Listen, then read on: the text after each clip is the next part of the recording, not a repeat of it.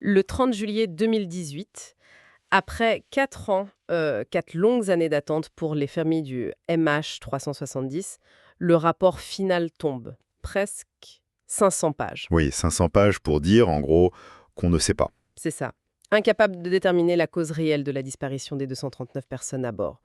Une annonce qui a juste renforcé le mystère. Et c'est ce mystère, une des plus grandes énigmes de l'aviation moderne, qu'on va essayer d'explorer aujourd'hui, le vol MH370 de la Malaysia Airlines. Qui devait faire Kuala Lumpur-Pékin le 8 mars 2014. Et qui a disparu, volatilisé. On va essayer de reprendre les faits. L'enquête, qui est complexe, parfois contradictoire, voir les pistes, ce qui tient, ce qui ne tient pas. Notre but, c'est vraiment de démêler un peu tout ça. Comprendre pourquoi des années après, on a toujours autant de questions sans réponse. Bon alors, on plonge dans cette histoire incroyable. Allons-y. Tout commence donc cette nuit du 7 au 8 mars 2014, à Kuala Lumpur. Le vol MH370. C'est un Boeing 777, un avion connu pour être très fiable. Une merveille de technologie à l'époque. Tout à fait. Et aux commandes, un équipage expérimenté. Oui, le commandant Zahari Shah, 53 ans, 18 000 heures de vol, un vrai passionné, il avait même un simulateur chez lui, c'est dire. Et son copilote, Farik Abdul Hamid, 27 ans, plus jeune, passionné aussi, mais plus récent sur le 777. C'était même son premier vol sur cet appareil sans superviseur, je crois. C'est exact.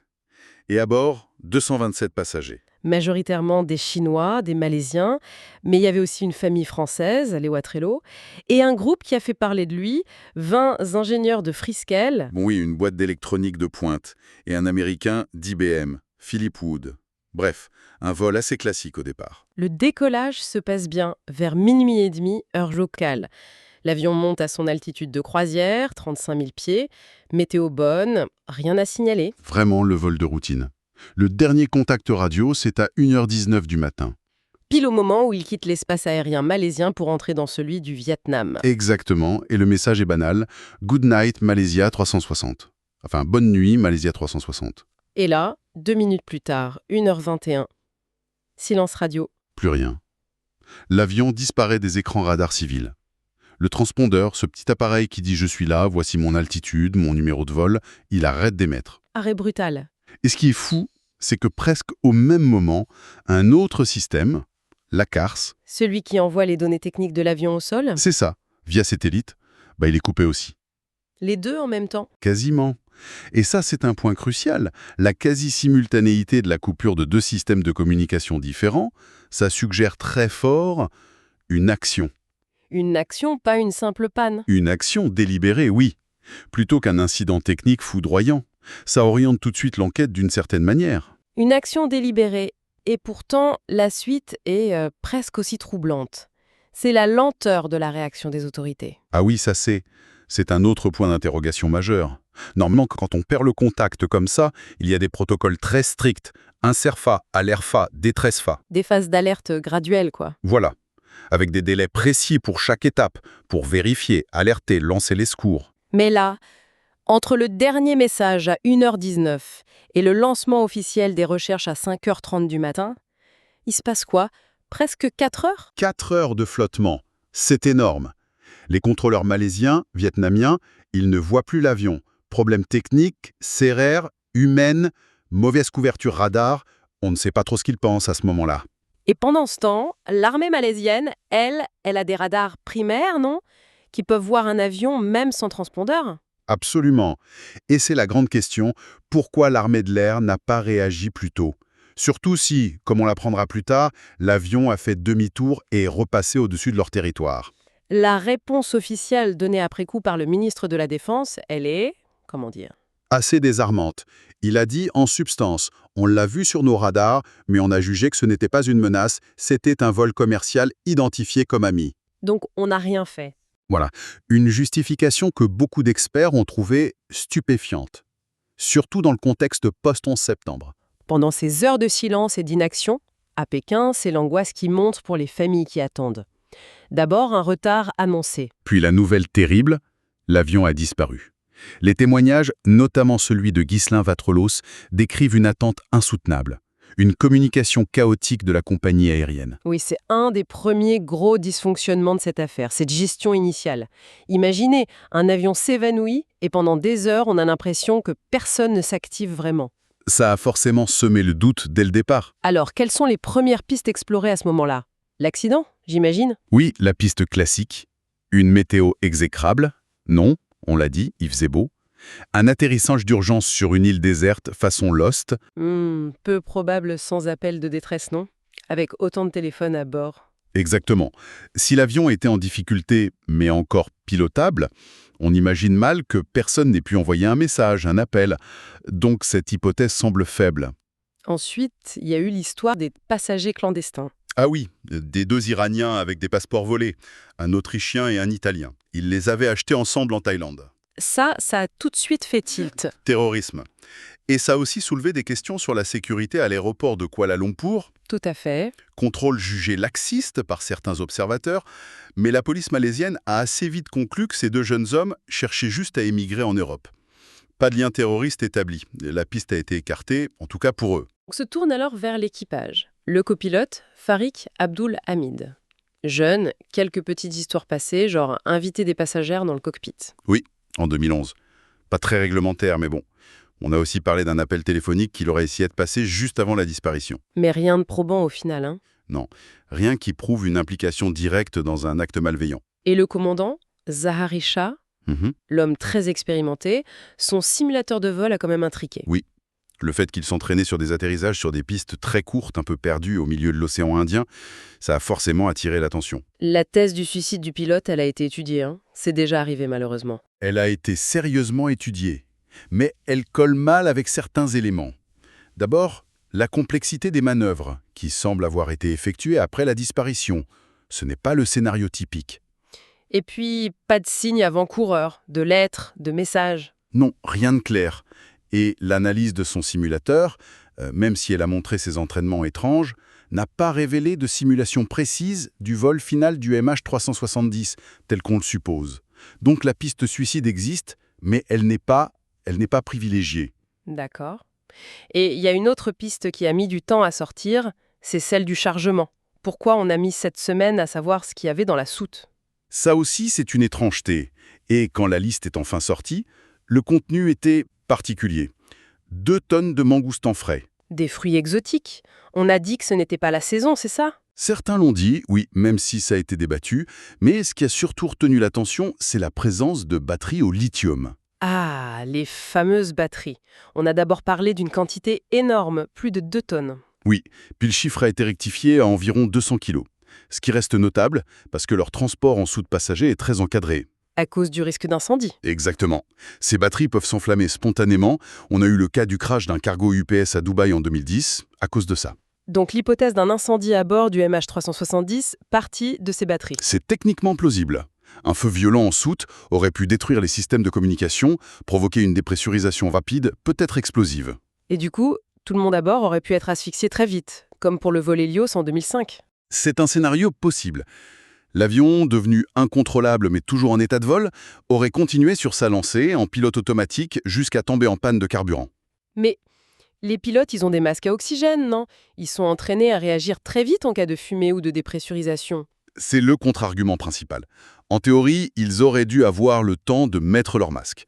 Auraient-ils pu être surpris avant d'avoir pu réagir? Un feu fulgurant? Ou un feu qui aurait endommagé les systèmes d'oxygène eux-mêmes? Difficile à dire. Ce qui est troublant avec ce chargement, c'est surtout ce délai pour avoir l'info et ces incohérences, quoi. Oui. Et puis, même si l'incendie est une cause possible, elle explique mal les manœuvres très précises qui vont suivre. Et on y arrive. Le moment où l'affaire bascule vraiment. 4 jours après la disparition, on apprend que les radars militaires malaisiens, eux, ils avaient continué à suivre l'avion. Une révélation capitale, oui. Les données de ces radars primaires montrent quelque chose d'incroyable. Peu après avoir disparu des écrans civils à 1h21, le MH370 fait un virage serré à gauche. Un demi-tour, en fait. Oui, il revient vers la Malaisie. Puis, il semble longer la frontière entre la Malaisie et la Thaïlande, comme s'il cherchait à ne pas entrer franchement dans un espace aérien ou l'autre. Pour éviter d'être détecté ou intercepté? C'est une interprétation possible. Ensuite, il met le cap au nord-ouest, il traverse le détroit de Malacca vers la mer d'Andaman. Avant de sortir de la portée des radars malaisiens. Exactement. Là, on n'est plus du tout dans l'hypothèse de l'accident ou de l'incendie incontrôlé. Une trajectoire comme ça, c'est piloté. C'est la conclusion qui s'impose. Ces manœuvres complexes, précises, suggèrent un pilotage manuel, délibéré, par quelqu'un qui connaît très bien l'avion et les procédures.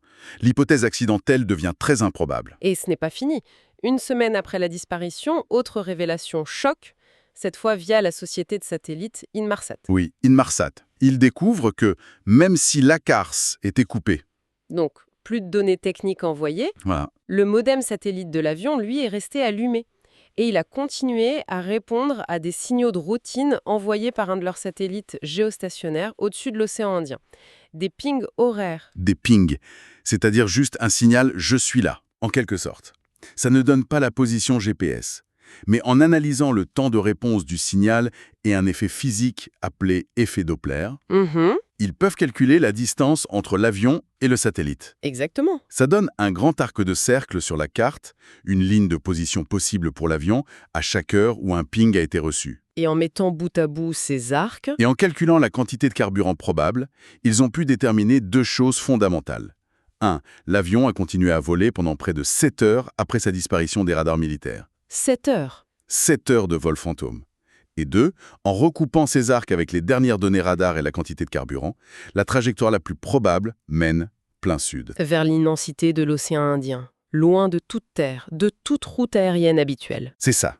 La piste nord, vers l'Asie centrale, est écartée car l'avion aurait dû survoler trop de pays, trop de radars, donc cap au sud. Ici, ça devient vraiment dingue. L'avion ne s'est pas juste volatilisé près du Vietnam. Il a été réduit au silence, a manœuvré délibérément pour échapper aux radars et a ensuite volé pendant des heures vers le milieu de nulle part dans l'océan Indien. C'est le scénario qui se dessine à ce moment-là. Et ça change tout pour les recherches. On abandonne la mer de Chine méridionale pour se concentrer sur une zone immense, profonde, hostile, au large de l'Australie. Des recherches qui vont coûter une fortune, durer des années. Restée infructueuse pendant très longtemps. Beaucoup de faux espoirs, des débris vus par satellite mais jamais retrouvés, des signaux acoustiques qu'on a cru être ceux des boîtes noires. En vain, c'était chercher une aiguille dans une botte de foin. Jusqu'à ce que, finalement, des débris apparaissent. Mais alors, pas du tout là où on cherchait. C'est l'autre grand rebondissement. Juillet 2015, 16 mois après la disparition, un morceau d'aile, un flaperon, est retrouvé sur une plage de l'île de la Réunion. La Réunion? C'est à des milliers de kilomètres de la zone de recherche australienne. Exactement. Et ce ne sera que le premier d'une série d'autres débris confirmés ou jugés très probables comme appartenant au MH370 vont être découverts sur les côtes africaines. Mozambique, Madagascar, Afrique du Sud. Mais alors, si les débris arrivent là-bas, ça veut dire quoi? Que la zone de recherche basée sur les pings Inmarsat était fausse? C'est la grande question que ça soulève. Des experts en courant marin ont essayé de modéliser la dérive. D'où ces débris ont-ils pu partir pour arriver là? Les résultats sont complexes et parfois contradictoires. Mais certains suggèrent que si l'avion s'était abîmé dans la zone de recherche principale, les courants auraient plutôt poussé les débris vers l'Australie. Donc soit l'analyse des pings était imprécise, soit l'avion s'est écrasé ailleurs. Ça relance tout. Ça jette un doute, oui. Et c'est là qu'émerge ce personnage un peu étonnant, Blaine Gibson. L'Américain, l'avocat devenu chasseur de débris amateur. Oui, il s'est pris de passion pour l'affaire et a lui-même retrouvé plusieurs pièces importantes sur les plages de l'océan Indien. Un travail remarquable d'ailleurs. Cette découverte des débris si loin, ça a forcément redonné de la vigueur aux théories alternatives. Et notamment celle de Diego Garcia. Ah, Diego Garcia, cette base militaire américaine ultra secrète perdue au milieu de l'océan Indien. Une théorie tenace popularisée en France par l'écrivain Marc Duguin. Qui suggère quoi exactement?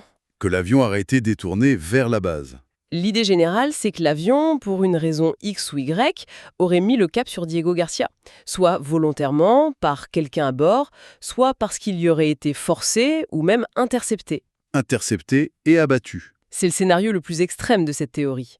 L'avion, s'approchant de cette zone ultra sensible, aurait été considéré comme une menace et neutralisé par l'armée américaine. Sur quoi ça repose cette théorie? Principalement sur des témoignages recueillis par Duguin aux Maldives, des pêcheurs, des habitants, qui disent avoir vu un gros avion blanc, avec des bandes rouges et bleues, les couleurs de Malaysia Airlines, voler très bas le matin du 8 mars et se dirigeant vers le sud, donc vers Diego Garcia. Et il y a aussi cette histoire d'extincteur. Oui, un objet qui ressemblait fort à un extincteur de soude de Boeing 777, retrouvé sur une plage aux Maldives par un pêcheur. Un militaire local aurait confirmé en off que c'en était bien un, avant que l'objet ne disparaisse mystérieusement. C'est troublant, mais ça reste très spéculatif, non? Une opération pareille, abattre un avion civil puis le cacher, ça impliquerait un niveau de décision et de secret énorme. C'est extrêmement spéculatif, beaucoup qualifient ça de fantaisiste, mais les tenants de cette thèse pointent du doigt ce qu'ils appellent le silence assourdissant des États-Unis sur l'affaire. Ils possèdent des moyens de surveillance considérables dans cette zone. Ont-ils vu quelque chose? Ont-ils partagé toutes leurs informations? Ce manque de communication a nourri les doutes. D'accord. Donc, Diego Garcia, c'est une hypothèse controversée. Quelles autres pistes ont été explorées? On a parlé de ces ingénieurs de Freescale. Oui, les 20 employés de cette boîte texane, spécialisée dans les semi-conducteurs, les technologies de défense, potentiellement la guerre électronique, étaient-ils la cible? Transportaient-ils quelque chose de sensible? L'entreprise est restée très discrète sur leurs activités exactes. Une autre piste technologique? Cet ingénieur aéronautique qui était assis juste sous l'antenne de communication satellite? Un passager malaisien. L'idée est, aurait-il pu, de par sa position et ses compétences, manipuler l'antenne SATCOM pour brouiller ou fausser les signaux, les fameux pings envoyés à Inmarsat? C'est techniquement très compliqué, mais ça a été envisagé. Et enfin, la théorie la plus futuriste peut-être, le piratage à distance, le remote hijacking. L'idée qu'on aurait pu prendre le contrôle de l'avion depuis le sol via un système caché. On sait que Boeing a travaillé sur ce genre de technologie antiterroriste après le 11 septembre, des systèmes pour neutraliser des pirates de l'air et faire atterrir l'avion à distance. Mais est-ce que ça a vraiment été installé sur des avions de ligne en secret? C'est très improbable. Ça semble relever de la théorie du complot pour beaucoup. Mais bon, dans une affaire aussi étrange, toutes les hypothèses, même les plus folles, finissent par être évoquées. Et au bout du compte, après des années, des millions dépensés en recherche, des théories dans tous les sens, le rapport final de 2018, conclusion, Cause indéterminée. c'est ça. Le rapport est très détaillé sur ce qu'on sait, mais il admet ne pas pouvoir conclure sur la cause. Il n'exclut pas, et c'est important, une intervention illégale par une tierce partie. Une formulation qui laisse la porte ouverte à un acte volontaire. Tout à fait. Que ce soit le fait d'un pilote, d'un passager ou de quelqu'un d'extérieur, mais sans pouvoir le prouver. Pour les familles, c'est terrible. Ce manque de réponse claire, c'est une torture. Beaucoup ont le sentiment qu'on leur cache quelque chose. Oui, ce sentiment de dissimulation est très présent. Les ratés de communication au début, les infos contradictoires, les zones d'ombre qui persistent sur certains points techniques. Tout ça nourrit l'idée qu'il y a des gens qui savent, mais qui ne parlent pas. Que ce soit en Malaisie ou ailleurs. Alors, si on essaie de résumer, qu'est-ce qu'on retient de cette affaire MH370? On a des faits avérés, un avion qui disparaît des communications, un demi-tour, un vol de plusieurs heures vers le sud. Et on a des mystères béants. Qui pilotait? Pourquoi ces manœuvres? Que transportait vraiment l'avion? Et la question ultime, où est l'épave? Sans elle, sans les boîtes noires, difficile d'avoir le fin mot de l'histoire. C'est une affaire qui dépasse l'entendement. Comment un avion aussi moderne, à notre époque de surveillance quasi totale, peut-il littéralement s'évanouir? Ça nous interroge sur nos propres technologies, sur les limites de ce qu'on croit contrôler. Est-ce que ça révèle des failles technologiques? Ou est-ce que ça montre la complexité des enquêtes quand des enjeux politiques, militaires ou industriels entrent en jeu? Ou simplement la capacité incroyable à garder un secret même énorme? Et si la vérité était juste, trop dérangeante pour être dite, le mystère du MH370 risque de nous hanter encore longtemps, une blessure ouverte dans l'histoire de l'aviation.